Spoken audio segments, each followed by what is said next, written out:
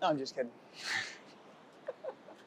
In 2015, I was surfing right here on the North Shore of Oahu, and I was out, you know, it was kind of like a beautiful Hawaiian day like this, and out of nowhere, I got slammed by this force. I didn't really know what it was, and I looked down, and there was a huge shark.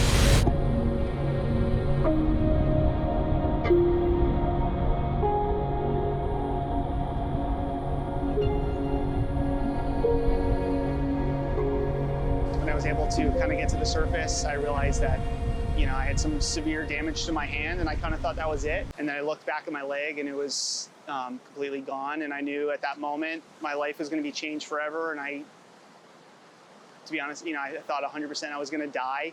My name is Colin Cook, and I am originally from Rhode Island, now live in Wailua, Hawaii.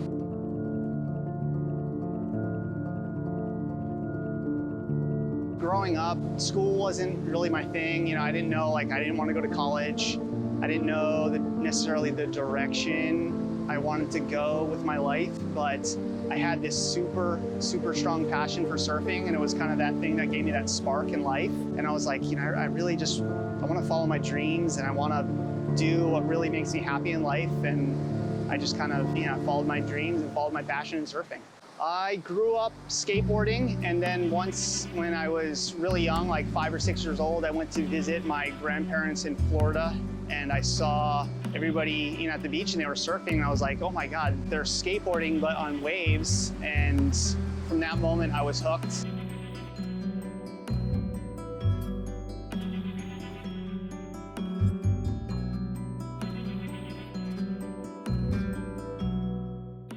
Becoming an amputee and trying to find a surfing prosthetic.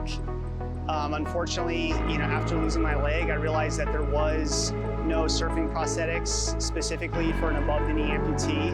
And, you know, I really didn't know if I was gonna be able to ever surf again, but I kind of had this motivation that I was going to surf literally no matter what. So me and my friends built and designed our own surf prosthetic, and now I'm, you know, surfing every day.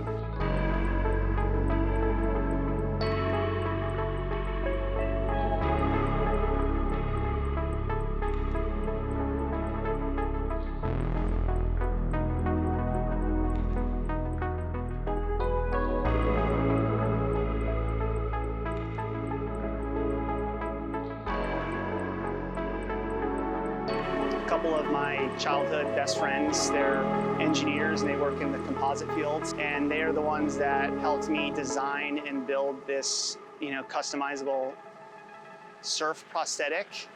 And it, you know, if it wasn't for everybody that's helped me get to this point, I wouldn't be here.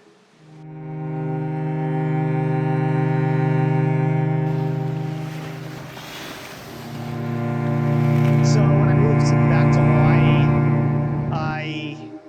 I had some underlying trauma that I honestly didn't know was there from, you know, what happened to me.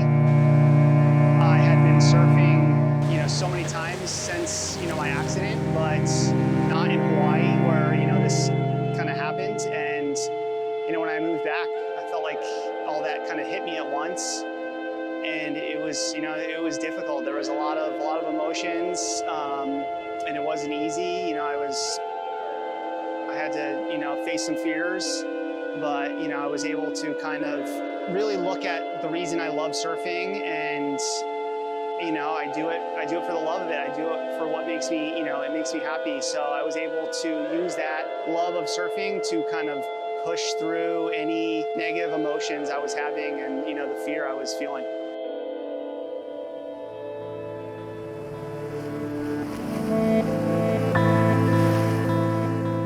Not only was I able to get back to surfing, but I kind of felt like I took it that next step, and now I compete all over the world in adaptive surfing contests, and I have the hopes of getting in the Paralympics. You've got obstacles, that everybody has obstacles in life, and to me a freak is somebody who just, you know, doesn't take no. They're going to push forward, they're going to be obsessed about whatever their passion is, and they're going to follow it no matter what.